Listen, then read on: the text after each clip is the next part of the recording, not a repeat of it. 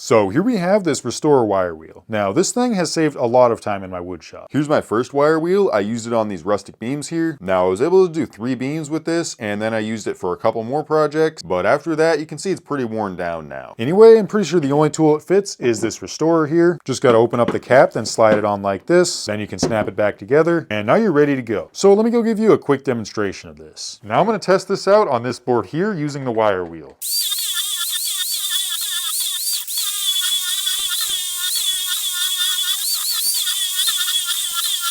Which leaves you with this really cool texture. And now I'm going to show you how I use this wire wheel to give these beams this rustic aged texture. I'm burning it to make it faster to grind out that soft grain, but if you don't like the look it gives when you burn it, you can skip this. And now I'm going to take the Restorer with the wire wheel and grind it off. And there we go, works pretty quickly, really grinds out that soft grain and gives it this really nice aged texture. Now you can go back and stain it or just leave it like this and put a finish on it. So yeah, this wire wheel attachment has been a huge help for me.